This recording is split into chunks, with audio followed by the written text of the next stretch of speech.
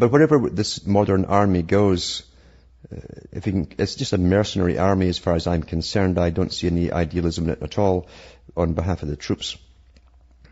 But wherever they go, and we've seen this in various countries, Bosnia and elsewhere, they leave all this depleted uranium behind them, and there's birth defects all over the place. Here's another article out of Iraq here, and it's from the Mail Online. It's called The Curse of Fallujah.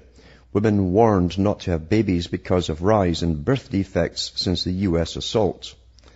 This is 5th of March. A high number of children are being born with birth defects in an Iraqi city where U.S. forces may have used chemical weapons during a fierce battle in 2004. The Fallujah children are being born with limb, head, heart, and nervous system defects. There's even a claim that a baby was born with 3 heads. I've known of 2 occasionally that happens that way. Number of heart defects amongst newborn babies is said to be 13 times higher than the rates in Europe. And then it shows you some photographs of children with limbs missing and all the rest of it. The city 40 miles west of Baghdad was the scene of some of the fiercest fighting of the Iraq War in late 2004. U.S. Marines led Operation Phantom Fury to capture it from insurgents. British troops were involved in manning checkpoints on the outskirts of the city as the Americans went in. The U.S. has admitted that it used white phosphorus in the attack, but only as an illumination device. Yeah, right. Under international law, it's illegal if used as an offensive weapon. This is to get you off the track of the depleted uranium, which they coat the shells, the heavier shells with, and it's got an awful long half-life and all the rest of it. So it's there forever, basically, as far as we're concerned. It says here, it does mention depleted uranium weapons against insurgents, such as bunker buster bombs. They love these terms, don't they?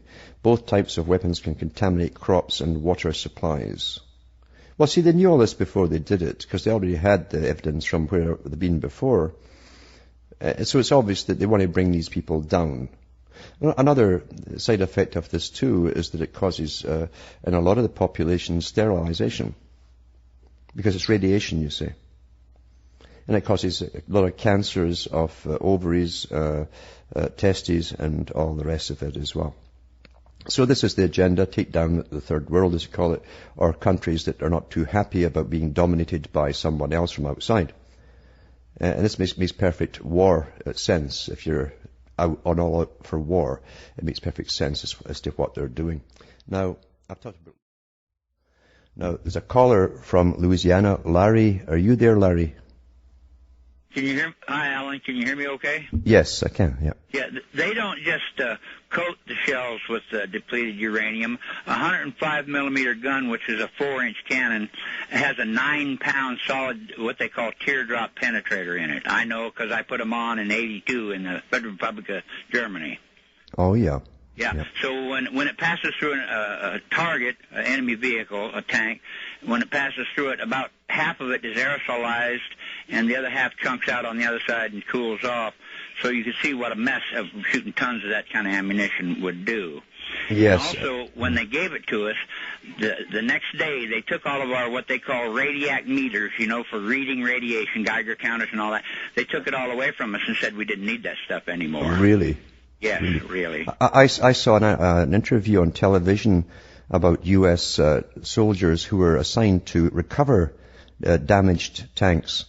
And every one of them said that when they were up to them, they were coated with a whitish powder, sometimes inside, sometimes outside as well, from these shells. And they thought nothing of it, of course. They were told everything was safe. And every one of these guys, including the guy who was narrating, had multiple tumors. They all had cancers. Well, here's what they told us in '82. They called us down for a briefing, and the penetrators themselves did not belong to the United States Army. They were shuffled into Germany under secrecy and quietness so that the Green Party wouldn't gripe about more nukes in Germany. And they told us that if the round burns, if your tank burns now, you must be 2 kilometers upwind, because if you take one breath from the smoke of burning depleted uranium, you will get sick anywhere from 2 weeks to 20 years. Yes, in fact, we had troops coming back to Canada from Iraq, Gulf War I actually it was, and I think it was in one of the magazines here, Life magazine, in Canada, and they showed you one of the troopers with his son. The trooper himself had multiple problems. He had these terrible skin rashes and cancer setting in, but so had his son. And some of the wives were actually, I guess it's a transmission of fluids during the usual married couple. The wives were getting massive irritations down below as well, and they put it down to genetic alterations in the sperm. The same thing happened to the Japanese, Nagasaki and Hiroshima, and their children came out with short arms and short legs. Yes. Hey, on another, I'm down in Louisiana, and let me just change subject a little bit, but it's interesting. The Department of Motor Vehicles no longer has a manual for you to go take the driver's test. You have to buy the manual or go to a school. And so I looked it up, and I found the manual online, and it says right in it that you have to surrender your driver's license to any military officer or agent. Hold on there, and we'll come back with you after the break, will you? That's a good topic.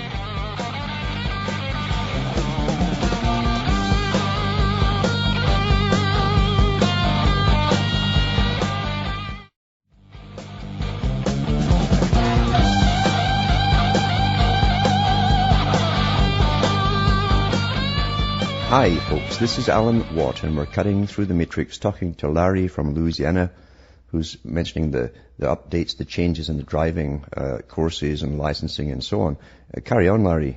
Yeah, the Louisiana, the book that you have to study now to take the written test says right in it that you must surrender your driver's license to any military officer or agent.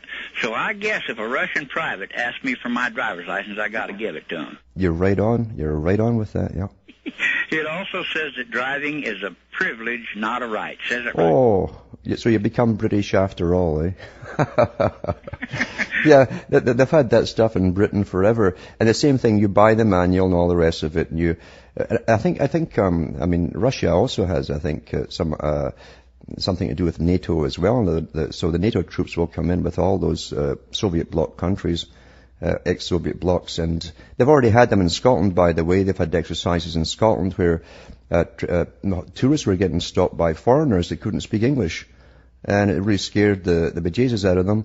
And it turned out they were from Czechoslovakia or somewhere, and that was in the major media too. So that's coming to America big time, yeah. Yeah, coming to a country near you. Okay, Alan, well, I appreciate the show. I listen to you all the time. Have a good one. You too. Take care. Yakishia Watkins. That's my native tongue. Righto.